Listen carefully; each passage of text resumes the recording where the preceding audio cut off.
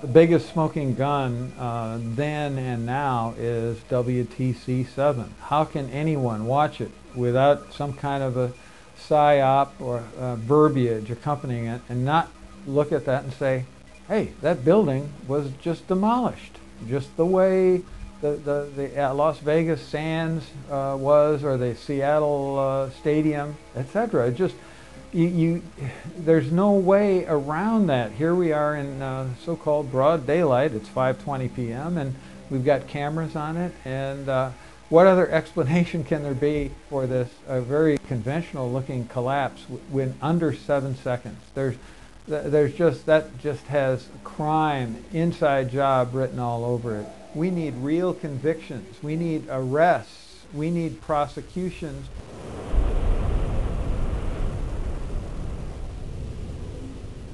We also had a chance to speak to Professor Stephen Jones, who is a doctor of physics, concerning new bombshell evidence that conclusively proves that thermite was used to cut the main pillars in the World Trade Center towers. There is this molten metal, molten material flowing out of the South Tower just before its collapse. It has a large quantity of yellow hot metal. And then I read about these pools of molten metal underneath both towers and Building 7 after their collapses. Now that fits like a glove with the thermite reaction, which produces molten iron.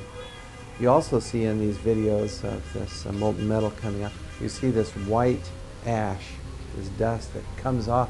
Now that combination, yellow hot molten metal, white ash floating away, that's his signature characteristic for thermite. And then finally, we got some samples of this metal, the previously molten metal. Using advanced techniques like proton-induced X-ray emission and an electron microprobe, we found out what's in these samples. We're finding iron, also sulfur, potassium, and manganese. And these are characteristic of a variation of thermite, which is used to cut through steel very rapidly. It's called thermate. It's like, sure, you can take a knife, you take the butter out of the fridge, and you cut through that butter. Now, adding sulfur to thermite and also potassium permanganate, these chemicals, it's like heating up your knife to a very high temperature. Now it slices right through the butter. Even if the butter is cold, slices right through. Same way here, by adding sulfur and potassium permanganate to thermite, it'll now slice through structural steel very rapidly. But the end products then, you'll have sulfur and potassium, manganese, and iron. And that's what we see. Thermite had to be planted in the buildings, which of course implies directly an inside job. Someone had to have access into the building. You'd get down below and you'd see molten steel running down the channel rails. Like you're in a foundry. Like lava. From a volcano. We spoke with former Minnesota Governor Jesse Ventura to get his perspective on 9/11. Ventura has told the press that he is so concerned about the attack on the Bill of Rights in this country that he has now moved to Mexico and believes the country is sliding into full-bore fascism. I would just like to get your view, your take on 9/11, Gulf of Tonkin, JFK, all of it. Well, I think the most interesting thing to talk about today is, if people aren't aware, due to the Freedom of Information Act, in the early 60s, the Pentagon had an operation called Operation Northwoods, and it never came to reality, but it was on the table, that our military would attack certain cities within the United States and make it look like Cuba did it to justify an invasion of Cuba.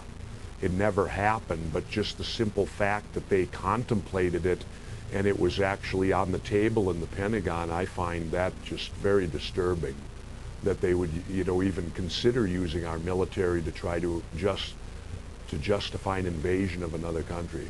You did speak on Jay Leno, according to my recollection, about how Gulf of Tonkin was staged, how you were lied to, we were lied to, you lost a lot of friends.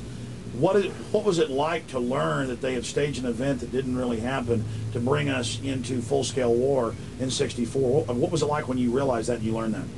Well, it was very disappointing to believe in your country that they would lie to you to get into a war, that they would perpetrate a lie and that the media would go along with it. It's a real eye-opener, and you realize that if they would do it in the 60s, they'll do it again. If it works once, it'll work again.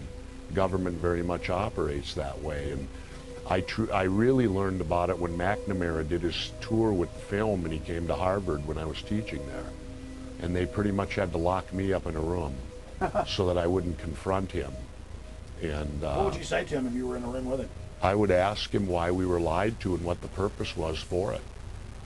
The one thing I do question on 9/11 is the fact that if anyone's familiar with the Payne Stewart, the golfer, and when he died, he was flying in a private plane and they lost contact with that private plane out of Florida, and within 30 minutes they had a fighter jet up on the wing.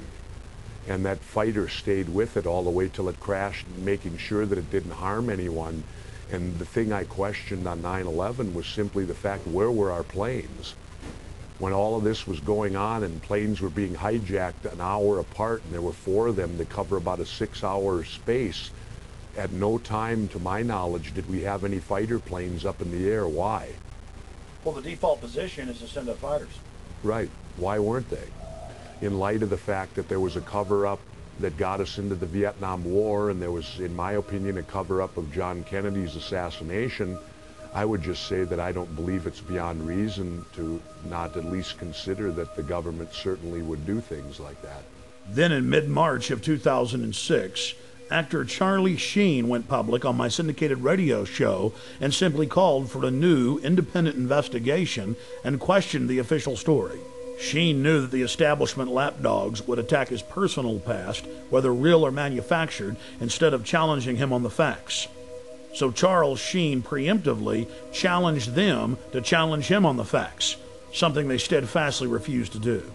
Literally hundreds of vicious hit pieces were written in newspapers worldwide. Every old rumor was dredged up and thrown at Sheen, and a fresh raft of allegations was launched at him. The only national television program that was fair in its presentation was Showbiz Tonight with A.J. Hammer on CNN. On Showbiz Tonight, Charlie Sheen speaks out on a controversial theory that the government covered up what really happened on 9/11. Taking over 4 commercial airliners and hitting 75% of their targets, that feels like a conspiracy theory. Tonight, we dig even deeper. The host of the radio show on which Sheen leveled his startling allegations joins us live right here on Showbiz Tonight. The radio host who interviewed Sheen is Alex Jones of the Genesis Communications Network.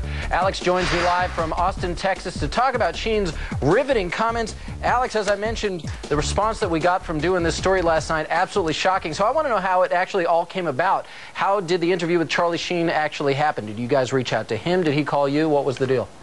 Well, just to make something clear, Mr. Sheen has amazing courage to do what he's done, and he contacted me. He's been watching my documentaries for years. He's one of the most informed people that I've talked to in Hollywood on this subject. Listen, for years, Hollywood's been on fire with people knowing the truth about 9/11, and I was the first to expose 9/11 on the day. In fact, 2 months before, I had intel that elements of the military-industrial complex were going to carry out the attack. I said they'll use bin Laden, the known CIA asset, as their patsy to take the blame for attacking the towers. So Mr. Sheen is only exceptional in that he has courage in going public, courage that no one else in Hollywood had. I mean, here's a CNN poll from Anderson Cooper a year and a half ago where they said, is the government covering up 9/11? Could they be involved? 90% when the poll closed on CNN said this. So listen, I have my own syndicated show. I've done 4,000 radio interviews in the last 4.5 years.